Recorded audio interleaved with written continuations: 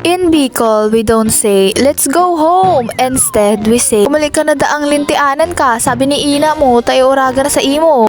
Ate, Bisaya ka? No, I'm not, but I actually learning Bisaya for all you guys. Kaya turuan nyo kasi ako. Ang ganda mo talaga sa personal, ate. At nung maganda, ay hindi mo pa nga ako nakikita eh. Happy Halloween. Uy, muntikan mo pa maging kamukha ha. Ay, di joke lang. Ate, kung ang broke heaven ay para lang sa taong, aray ko. Ha? Dok, may baliw dito. Ate Shai, bakit tayo pinakilig pero hindi umibig, ha?